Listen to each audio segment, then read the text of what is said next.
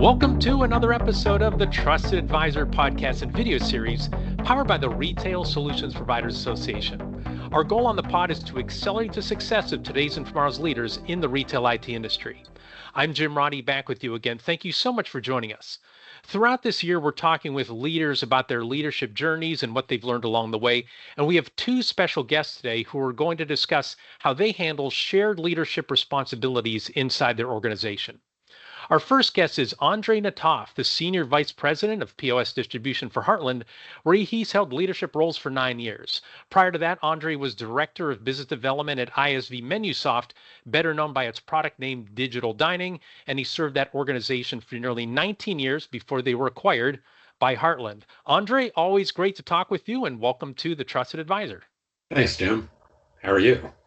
I'm wonderful. Good. You and I have talked over many, many years, over many conference room tables and hallways. So it's good to have you on the pod. Thank you. Thank you.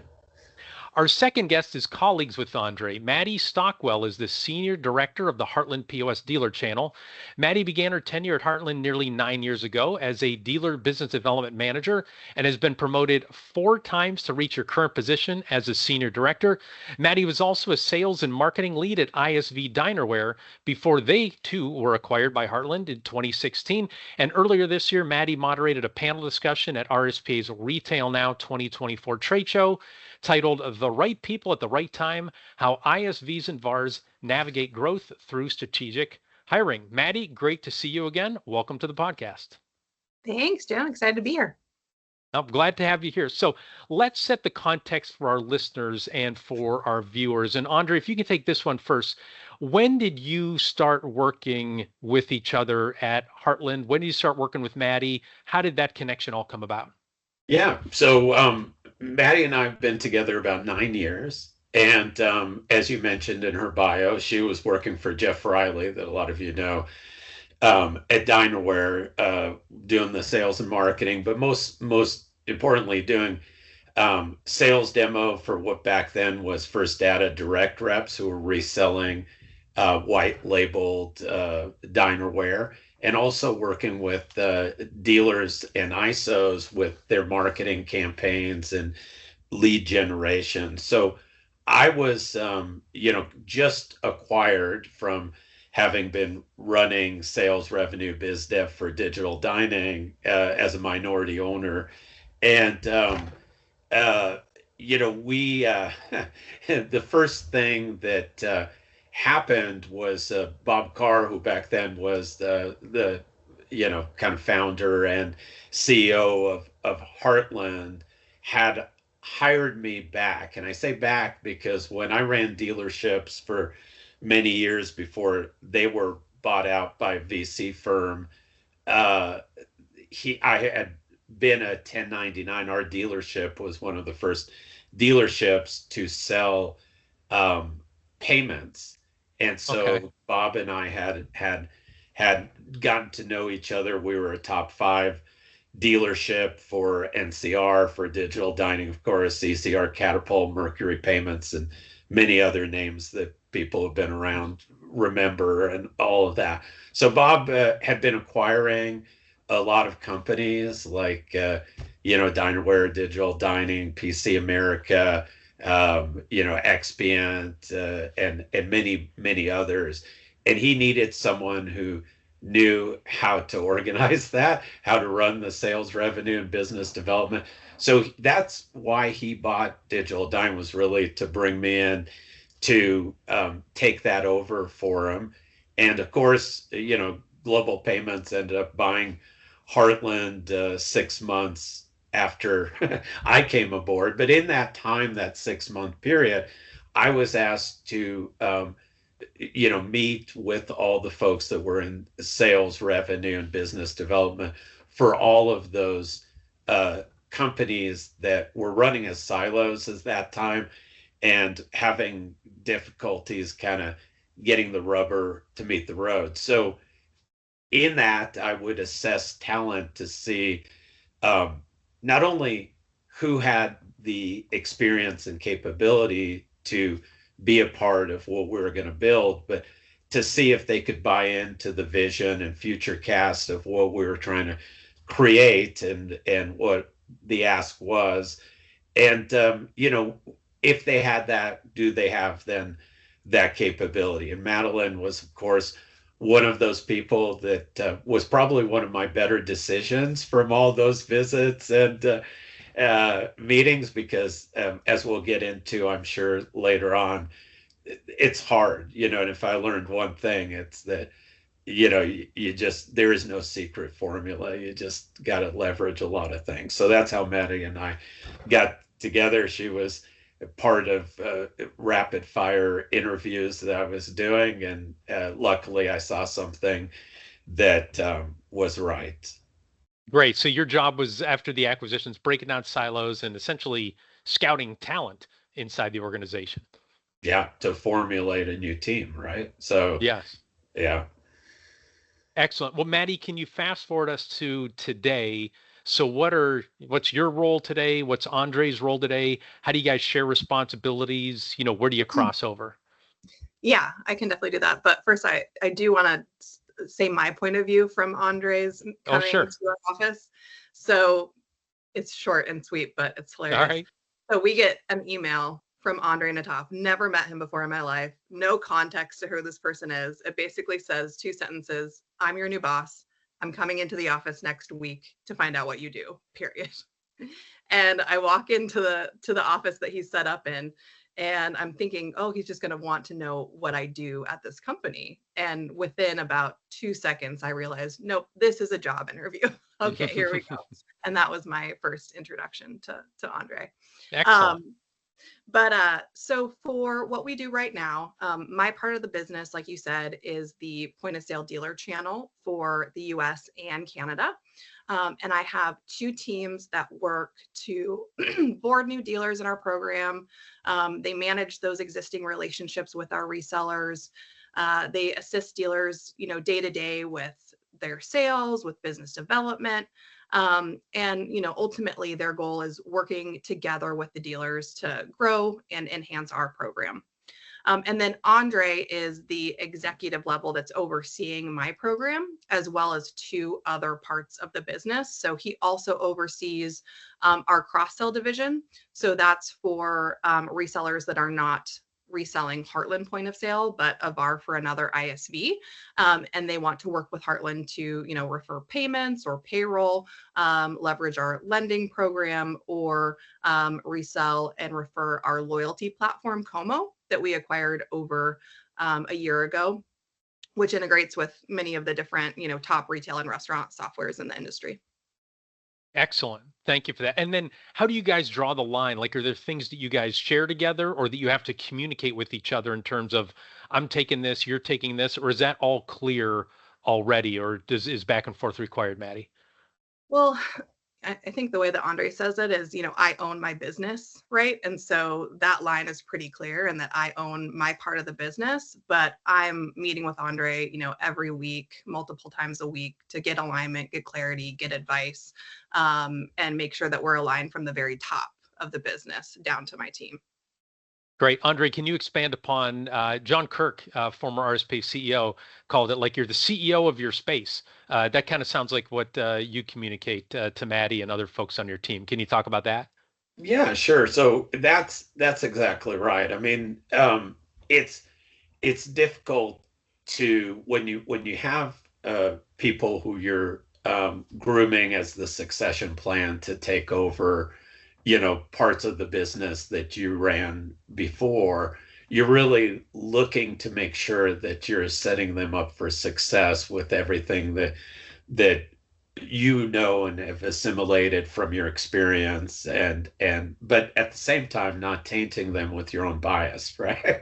So the key that I find is that it's that tricky tipping point of, when are they ready to make their own mistakes and yet not go in. And so I find that Madeline's journey has been great, because she's worked every position in the program that I had built. And so when she took over, she already knew all the things that go in. And it's kind of like, to me, having been a parent, and my kids, us being empty nesters and having gone through that, you always want your kids to be much better than you were, and be, exceed. And so it's the same thing for me in this thing as a succession plan, is you want to make sure that they're not going to get hurt, in when you set them free, but you also want to give them the space to understand they're ready and they're going to take it further than you could take it yourself. That's how I look at it.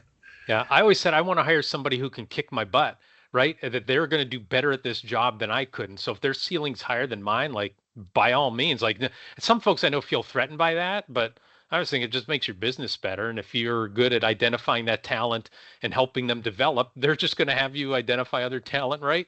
And develop it as well. So it's a team sport. Life's a team game, for sure. So one thing is there's something in our industry. There's obviously a lot of veteran leaders and business owners who are hiring younger people. And so there's a lot of conversation about generational divides. And so I'm curious, Matt, if you can take this first. So has there been a generational divide between the two of you that you've had to make a special effort to manage? And just for context, for folks who don't know from a detail standpoint, I'm not going to give away anybody's ages, but Andre graduated from University of Denver in 1985, and Maddie graduated from Western Washington University 24 years later in 2009. So you can see where the gap is there. So Maddie, can you talk about, again, is there a generational divide? Is there some steps you've had to take?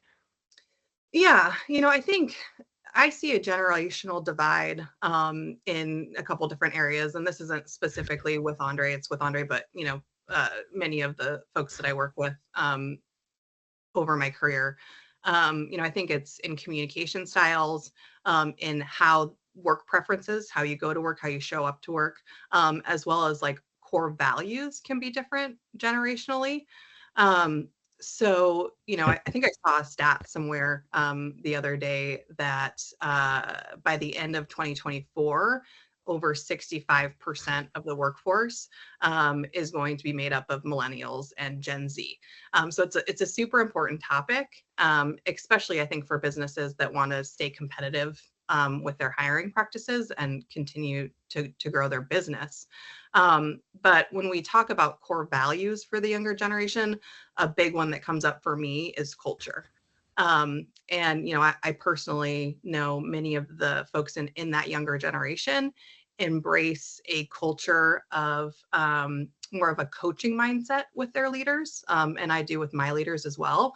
So, a workplace where there's clear and consistent feedback, coaching sessions, and, those paths to grow are identified and very clear with their leader. I think something that's outdated and something that is definitely a turnoff is that kind of command and control, traditional style boss leadership. And so I think, for me, and this is something that, Andre has definitely grown into over the last 9 years that I've known him, more and more, is positioning yourself as a leader, as that mentor, and really a growth partner rather than that traditional boss. And I think when you show up that way, you're really going to be able to unlock the full potential of those younger reports. Thank you for that. So it's interesting. So, this podcast, when folks are listening to it, it's going to be obviously later than the day we record it, but we're recording this on National Bosses Day. And so I saw that on my calendar and I thought, man, you want to talk about an outdated term? Like nobody even, I don't think wants to be, or maybe some people do, but it's not in vogue to be a boss these days, right? You do want to be that leader, that coach, that growth partner. You don't want to be known as bossy by any means. So exactly. And I think part of that too is like staying curious with your reports, right? Asking questions, having the conversation, not like dictating, right, what they need to do or where they need to spend their time. It's really having that conversation and having that culture where that communication is back and forth. It's not a one-way conversation. Yes, great. Andre, I'm curious, like if you can go back in your time machine when you were first starting to get into the work world, how important was culture to you? Is it something you thought about, discussed? I guess if you can talk about that. Yeah, I not at all. Is the answer. I know many of us who have been in the different flavors of organizations that have become RSPA. They go back. We were handed a cash register and shown the door, and don't come back until it's sold, or on your way out, bring back the register. Yeah. And so it is different in terms of, I think Maddie did a great job of underlining the difference of that boss employee relationship versus peer, teammates, and looking at how the coaching element plays in. I'm fortunate that Global Payment, the parent company to Heartland, and Heartland themselves, spent a lot of time on cultures and engaging people like Brene Brown to specifically tailor and orchestrate things for us as a team. And so it's interesting to me because you fast forward, and there isn't that much of that generational element, because it works itself out once you're in that mode of seeing and seeking to understand perspective, and respectfully rumbling and doing a lot of these things that set up a positive culture. The people who that doesn't speak to tend to leave. And yes, more of it is the older generation than the younger generation, but what you find out is that there's some of everyone, of all those personas in all of it. So it really comes back to that learning mindset and being curious, and for me, I'm lucky that that's one of my I guess core traits is I cherish learning, so I'm always trying to grow, and that's helped me a lot, like Maddie said. And I'm a much different leader than I entered into Heartland Global ecosystem than I am today, and that's been a personally a rewarding Good. environment. And Madeline's right; like, you see the way that people respond to you as you work on yourself, and as you grow, and as you get better as a leader. You see that those outcomes that you wanted as a boss are even far outreach what you ever imagined you could get through the old style way of leading. Yeah. Yeah. And I'm glad how you said it in terms of you have to recognize the differences when you have people who are, 2.5 decades apart, but then that all blends into the background once you actually get to know and work with each other, right? And it becomes a working relationship. So Maddie, I see you nodding with that. I'm curious to get your perspective. It's bothered me for many, many years. Well, in part, when I first went into business for myself, I was only 23 and I looked way younger than 23. And I remember knocking on the door one time on a sales call, and the guy looks me up and down and goes, "School get out early today, son?" Like, people were always bringing up my age and like painting with a broad brush in terms of this generation. And so it's bothered me when people painted millennials with a broad brush, or, Gen Z, with a broad brush.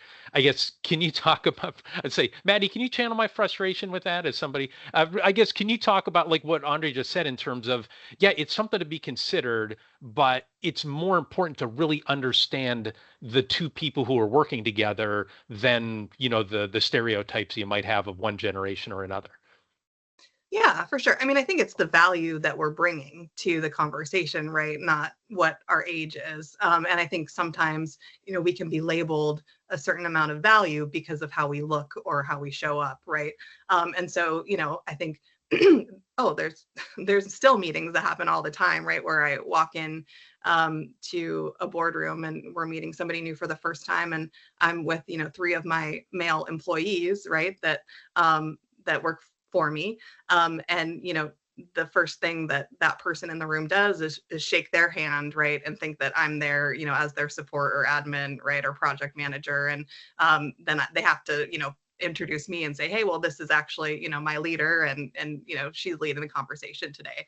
And it happens all the time. But I think, like we all said, when you kind of strip all of that down, right, and you start to have those conversations, build the relationships and build the culture, you see the true value of the people, and you can start having those conversations that you really want to have. I also saw another stat that I wanted to bring up because it kind of plays into your frustrations, Jim, which is that like Gen Z and millennials are 25% more productive than their older counterparts in the business, right? And so when you're looking at value, you're definitely wanting to invest in that younger generation. Great, Andre. If I can ask your perspective, and I'm asking you this because, again, sharing my perspective as well. My college graduation day is closer to 1985 than 29. The one thing I've seen that I guess you can apply to everybody who's more than a decade or 2 decades younger is they don't have the same reference points that we have, right? Being able, like one that I have, remember flying to the Cleveland airport, there was a quote there from Tammy Faye Baker.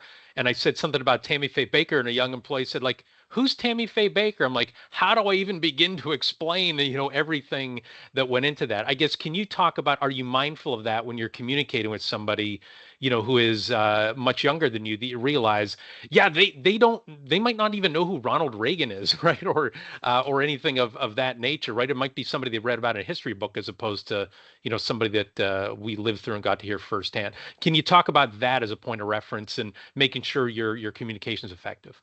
Yeah, I think let me start with this. It's a sword that cuts both ways in the sense that I think it's an interesting stat Maddie had, because I think they're also much more savvy to things. And I know, Jim, you take pride in having learned all those things, but generally, like, social media and the way to work through technology in terms of efficiencies and leverage multiple channels of, let's face it, a lot of us had to line up at a payphone back in the day to communicate with anyone. So today, fast forward, and we're all getting bombarded by 5, 6 different communication all the time, 24/7, 365. And I think, the younger generation comes much better prepared for that, so that making them more efficient. So I think it starts with valuing what they bring as well, and learning from them.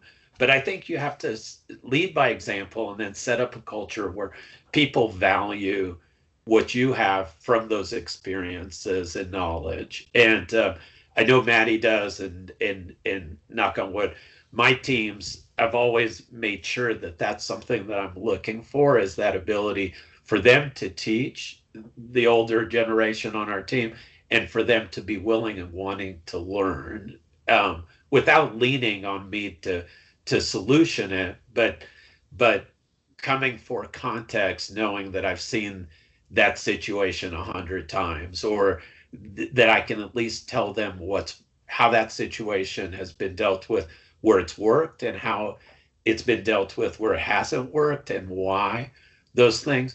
So it's important to me not only to realize that the sword cuts both ways for myself, so I don't discount them, the story Maddie told, but understand there's a lot of value there that exceeds, and is comparable, but making sure that I've got the right people that value the other way. And I've also been in situations where, over the 9-10 years in a Fortune 500 company where, you have leaders that are younger, that are maybe one generation down from you in discount. I know, you as in charge of our association, you see that all the time, people being pulled out of retirement who were forced into retirement because they had no value. And then all of a sudden that generation understands, well, maybe they know some stuff that's worth, us bringing them back into it. So I'm try to make sure that, at least with what I control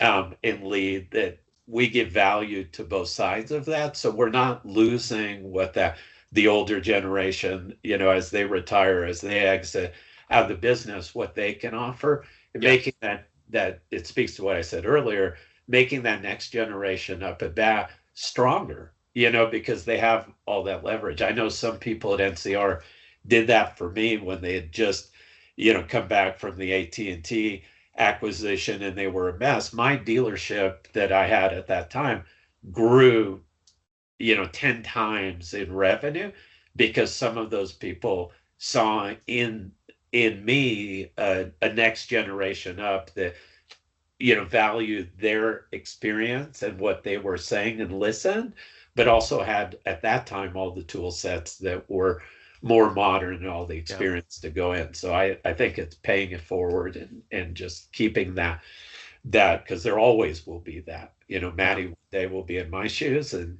someone else will be in hers, right? Yep, exactly right. So, well, thank you both for that healthy conversation on generational divides.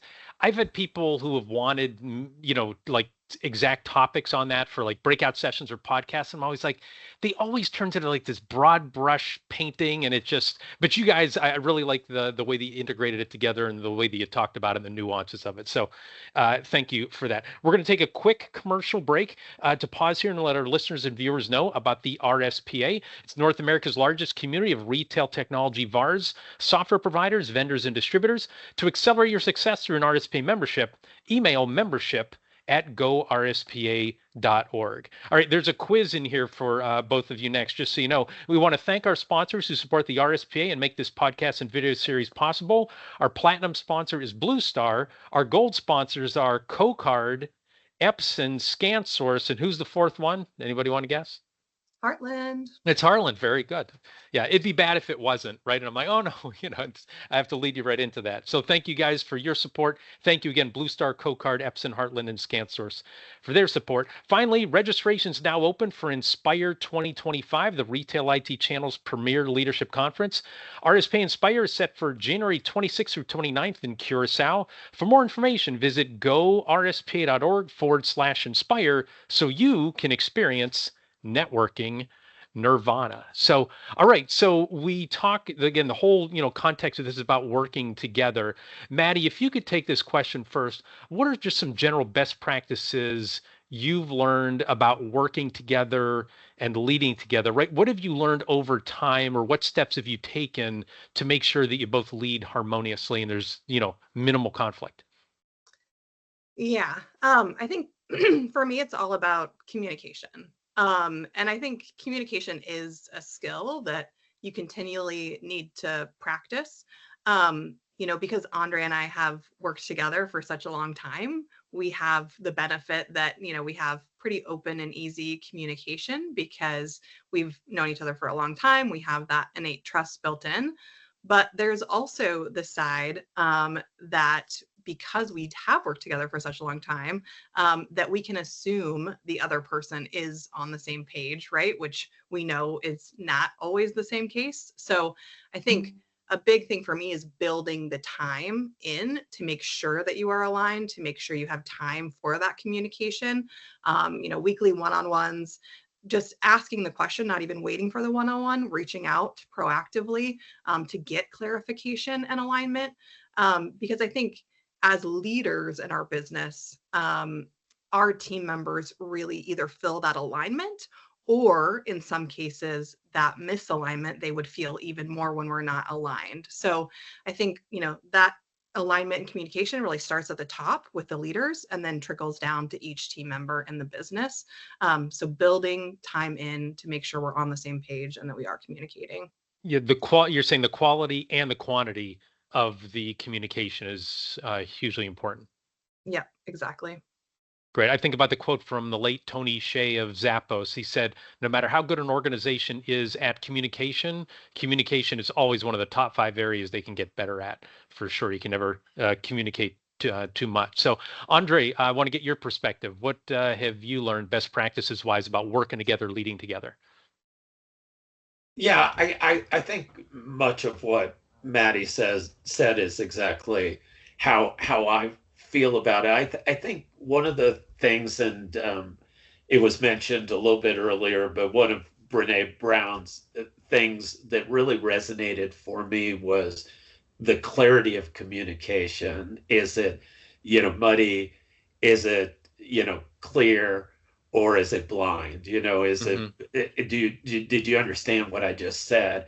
And we all know, historically forever, people have different communications, some visual, some auditory, some, combinations of that, how they take in information. And so, it's kind of funny, in the company that Maddie and I are part of, there's 25,000 employees worldwide.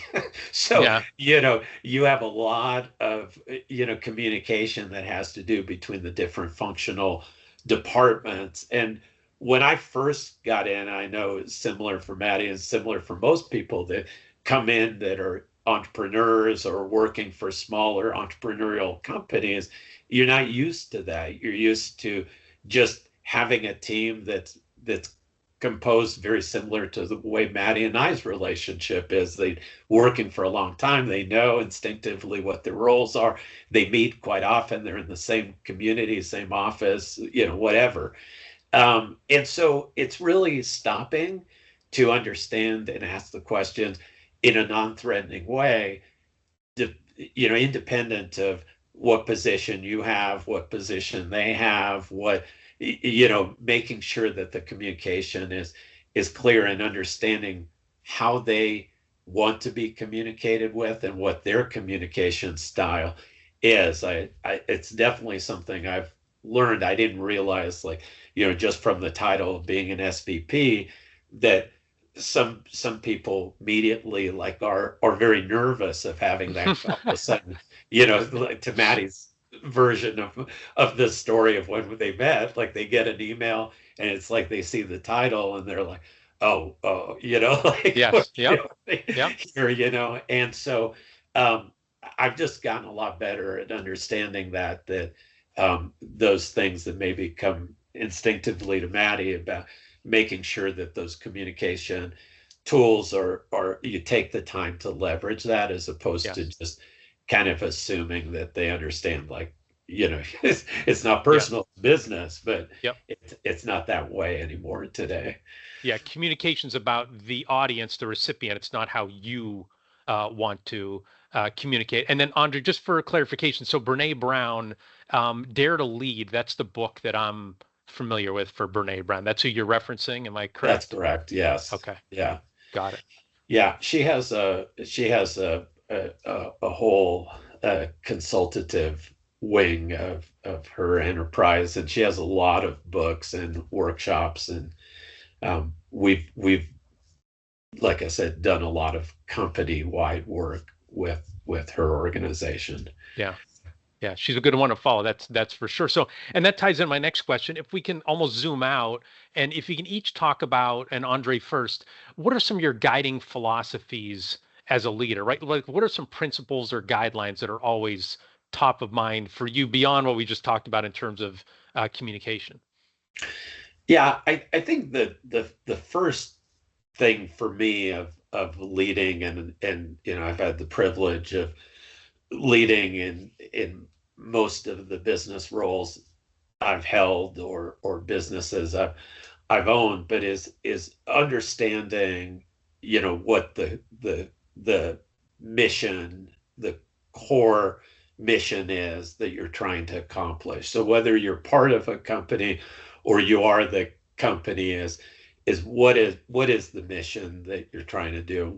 How are those aligned with the values of your customers, your target addressable market that you're trying to reach, and of the people that you're bringing into the organization or they're already there in the organization, and trying to make sure that we have a sense of purpose in what we do. And I think that's another modern thing, is that there is no line between personal and business anymore. Your core values really need to transcend both of those things. And obviously everybody has different values, so starting with common core values and making sure that you're able to, any new hires you bring into the company, any new clients you bring into the company, that everybody understands clearly what you're trying to accomplish,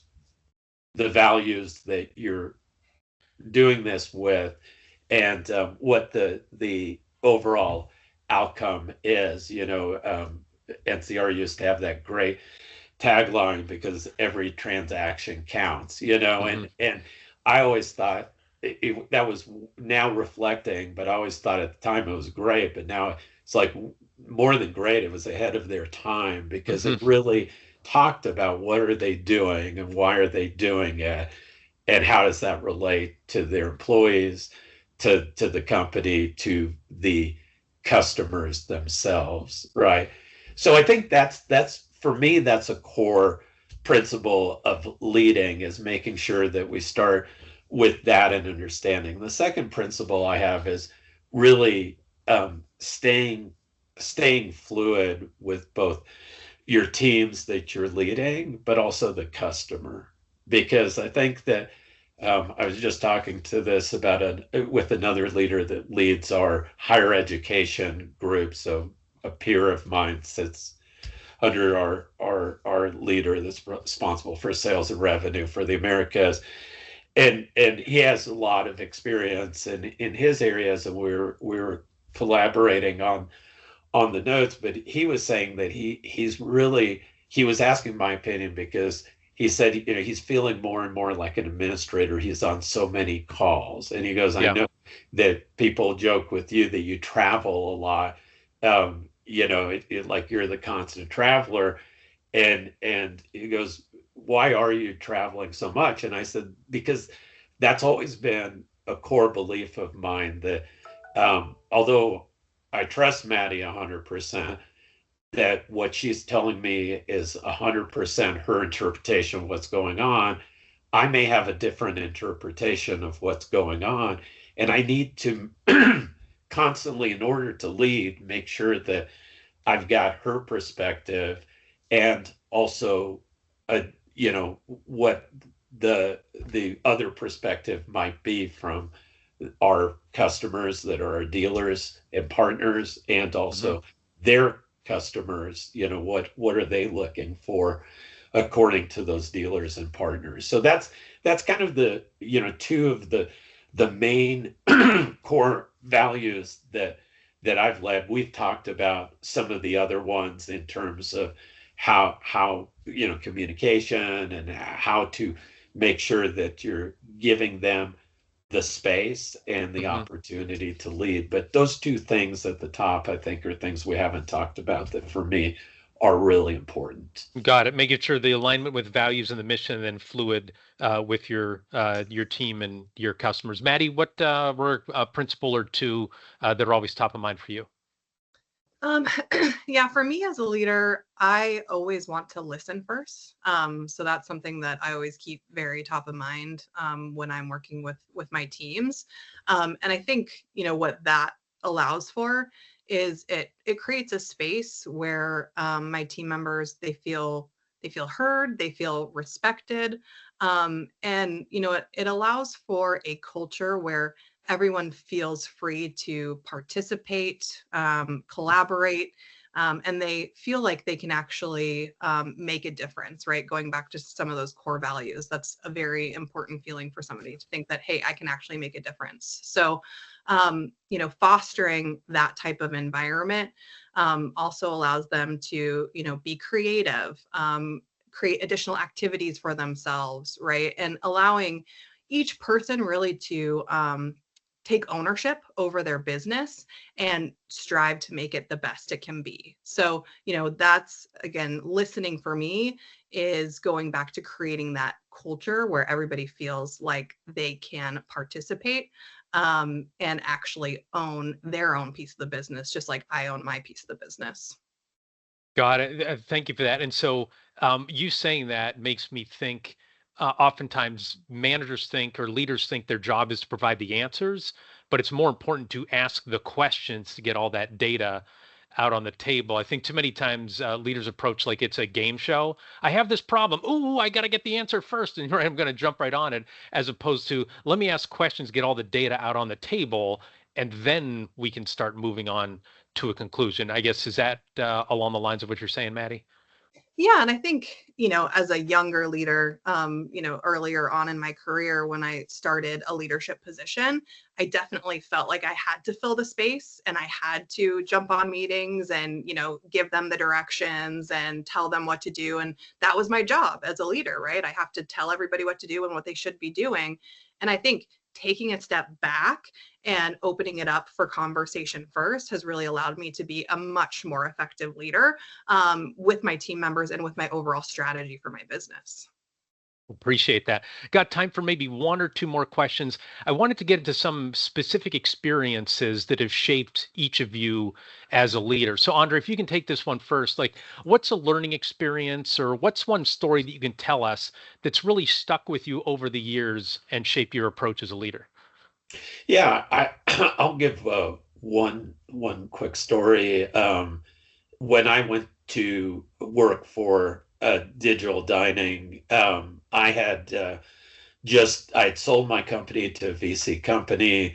That VC company, I had an employment contract for 3 years, and at the end of 3 years, I wanted to move on. And a lot of the partners that I brought on, the softwares and hardwares we were selling, offered me jobs, and I took the one with digital dime because I thought I could help them the most. And I had a conceived idea of how that, having been in a leadership role at the top of the thing, I had an idea. And of course, those of you that know, Kay and Graham had a different Branson. idea of what I was, going to be doing. And at the time, it was I thought it was going to be there for a very short time because I thought, these people don't understand. And Kay, of all people, took me aside and she said to me, I sense that you don't like, where go. And this is my vision for you. And she said, I think, putting people where the best place where their skill sets match and giving them an opportunity to flourish is my job, and she says, you're really good at the sales and the revenue and the business development part and not so much at the operation part, and she goes, I know you probably have a different opinion, but what's wrong with, we're paying you a lot of money, we're giving you ownership in the company, what's wrong with us asking you to just focus in there? You're going to be happier, you're going to have a better life, you're going to.